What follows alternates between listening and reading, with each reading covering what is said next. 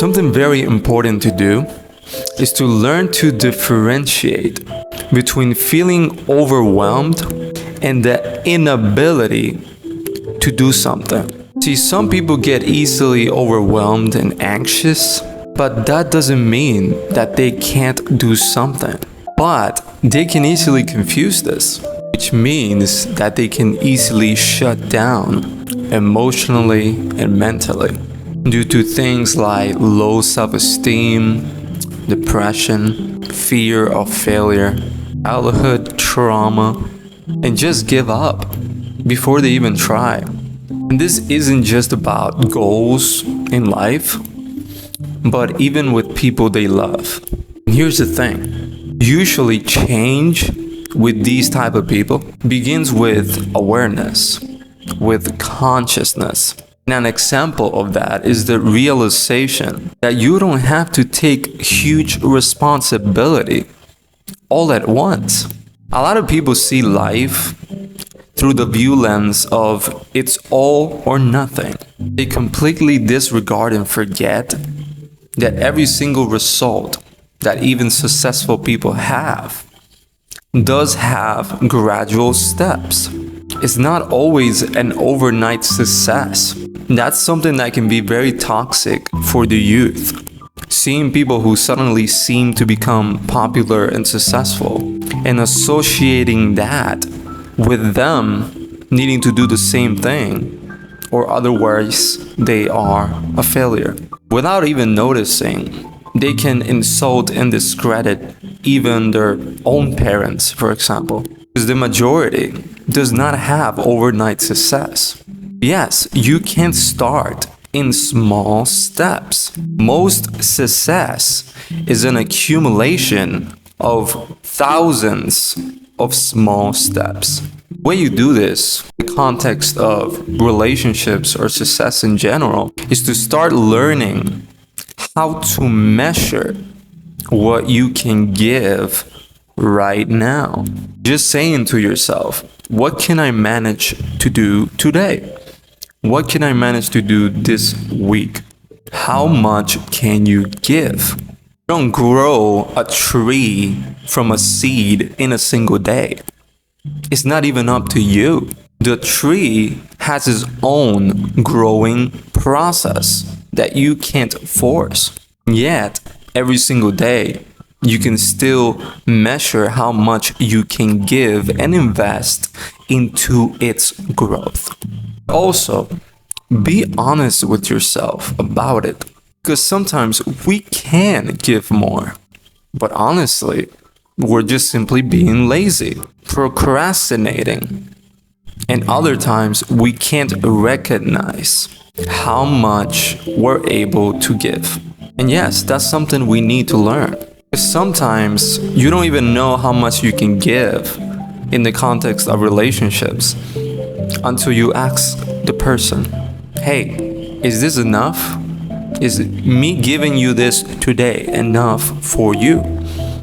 And a lot of the times the person will say, sure, as long as you're giving something.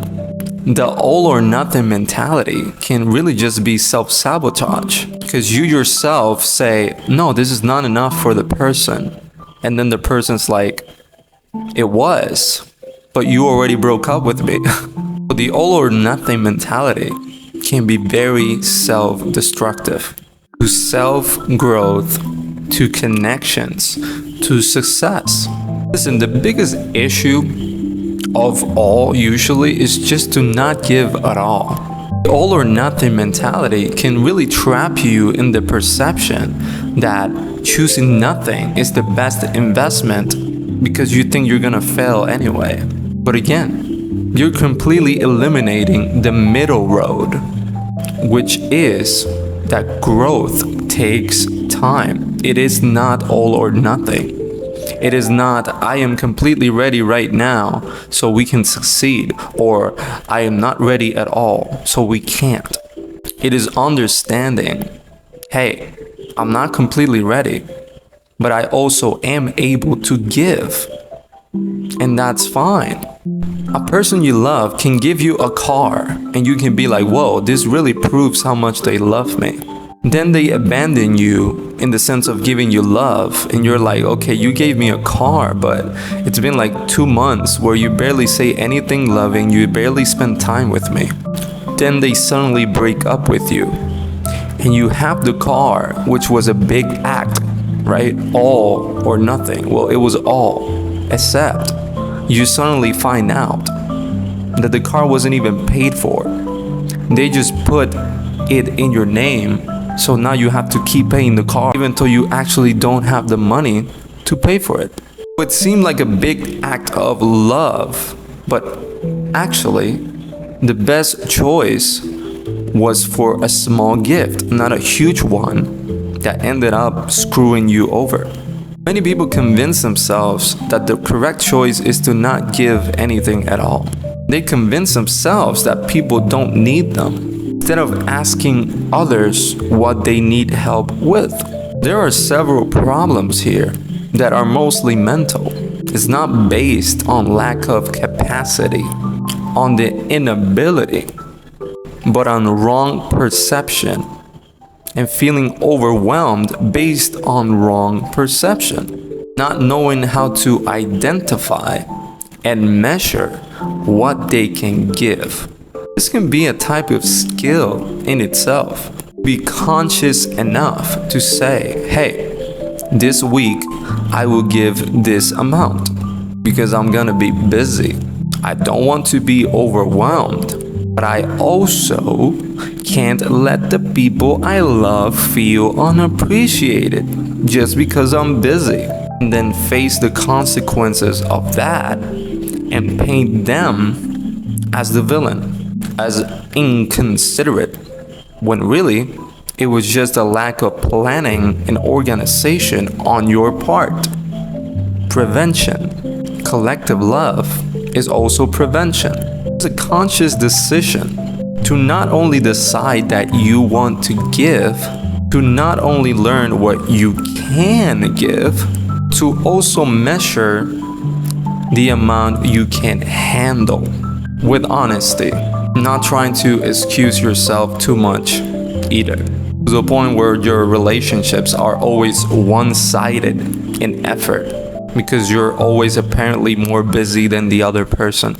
Listen, life is largely about seasons as well. In some seasons, you will be more busy. You will be more mentally drained. And you will likely find more excuses. I say excuses because we can always make excuses. That's just the reality. The very definition of priority implies sacrificing something for something else. If you always had time for everything, then it wouldn't be priority at all. So yes, priority implies sacrifice because there isn't enough time in a day to do everything at once, right? So yes, the correct solution is not to say all or nothing and choose nothing, but to become good at organizing ourselves. What this video is trying to make you aware of is that you should measure and ideally schedule how much you can give and when. Heck, make a deadline. We do this with exams, for example, but not with the people we love. You know, even myself, these days, I get so busy sometimes with my goals that I can't even envision time for a relationship. But that's something we measure, we organize, and we manage. If you don't organize your life, you will end up sacrificing something without noticing. Prevention is organization. It's a strategy plan to prevent a person saying to you, hey, that's enough. I gave you enough chances and you disappointed me enough. I want the peace of mind of having no expectations from you anymore. Because it hurts more to be disappointed constantly. It's a form of lie and toxic hope. And to say to yourself, there's nothing to expect anymore.